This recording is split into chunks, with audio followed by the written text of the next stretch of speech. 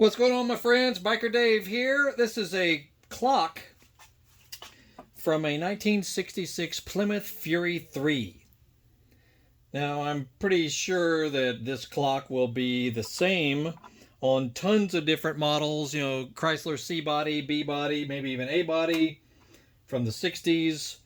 So, see my previous video on how to get it out of the dash. It's not all that difficult. Most of it's pretty self-explanatory, but as far as working on the clock itself, like if yours has stopped working, hopefully it's easy to repair, and I'll show you where that will possibly be. All right, what you'll need to do first is get the teensiest little flathead screwdriver you can find. This is like a micro screwdriver, like for working on watches and things like that. I'll put a link down below where you can get them. But it's tiny because you need to take the adjuster dial off first. And you'll see inside there is a itty bitty little flathead screw in there. So just undo it. It comes off. There'll be a few little tangs inside. If you see around the glass,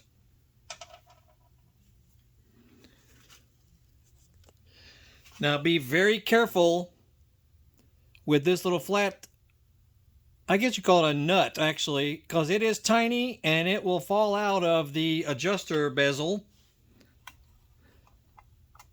So be very careful when dealing with it. Make sure you're in a well-lit area. No, because here's the adjuster right here, and this little screw is inside it. Okay, so just be real careful keeping track of that thing.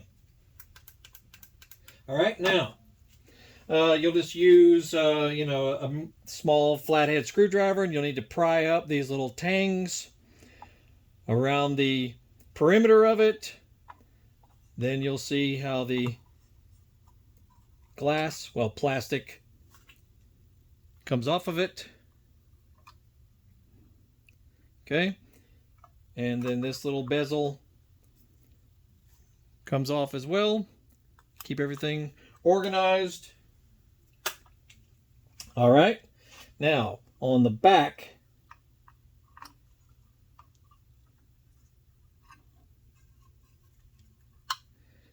okay, see it? That's the positive lead from the wiring harness in the car. It's a little difficult to remove. You got to really be forceful with it to get it out of there. So, you know, that's all I can say is just be forceful with it. And if you can't get it out, see that hole right there, and there's where the two lights go. Get you a little 5/16 wrench to remove this nut. Okay. Also be careful, lots of small parts. Keep all that together. All right, now that you got that removed, the clock can come out of there. These are little spring clips right here.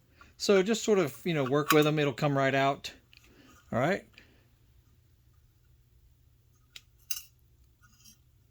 Keep all that together. Now, here's the clock. All right. Got my little soldering. I had to do a little soldering. That's why I've got this guy. Very handy for doing soldering. Let's see if we can zoom in a little bit here.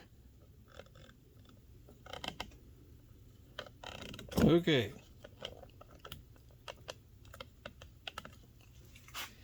All right, the main thing we're dealing with is on the back here. All right, bear with me.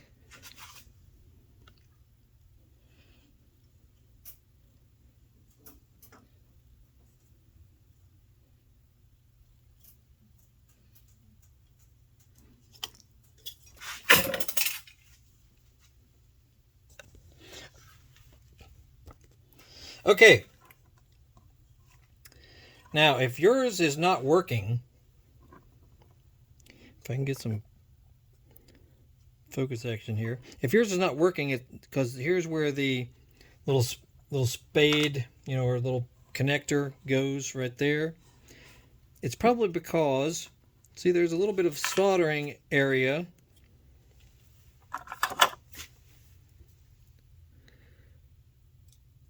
Right there. Notice there's some solder right on that.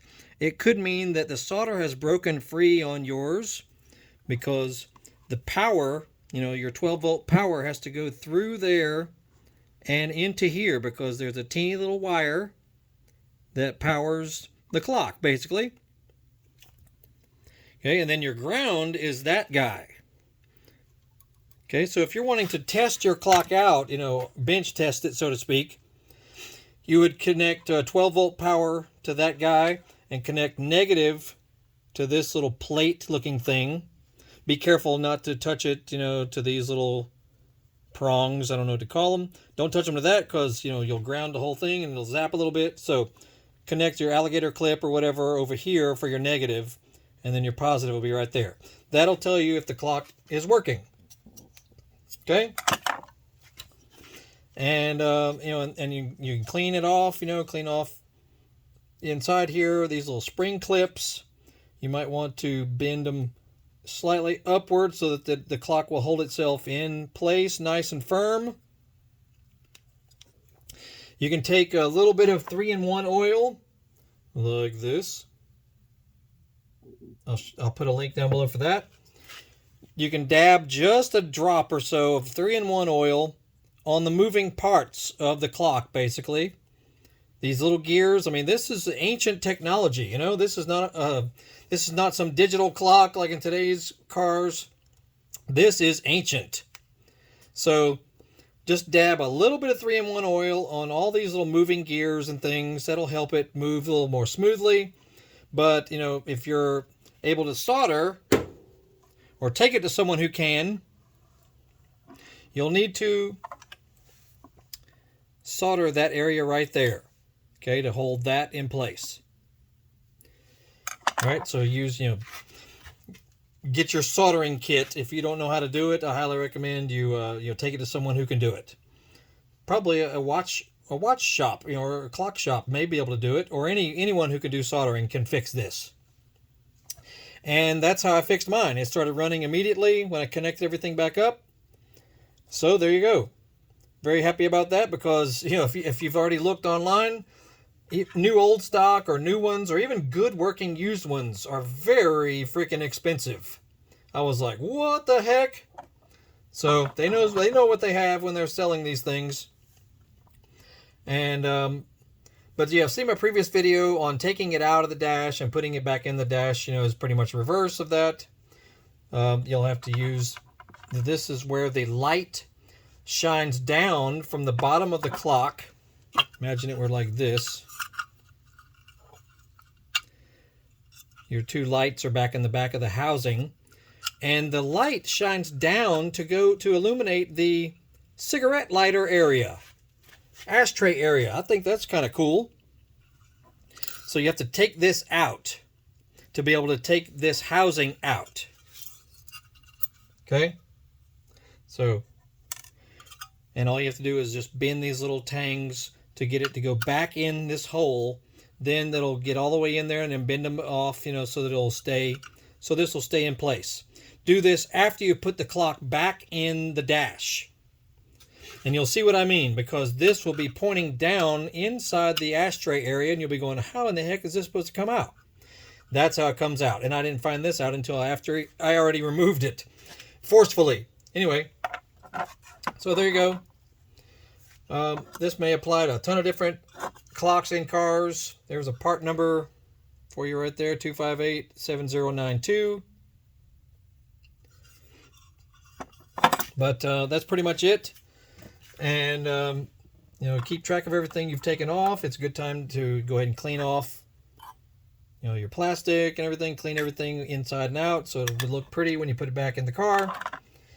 And there you go. So hopefully that helps you guys out. Make sure you look at previous videos. There'll be a thumbnail that pops up at the end of this video taking you to more stuff about this car and other stuff we work on. as well as look for links in the description of this video that'll take you to our social media, our eBay store, Amazon store. We sell motorcycle related parts and specialty tools. So check that out. And that's it. Biker Dave signing off. 1966 Plymouth Fury 3. And we're getting close to the end of this project. So hopefully this helps you guys out. We'll talk to y'all later.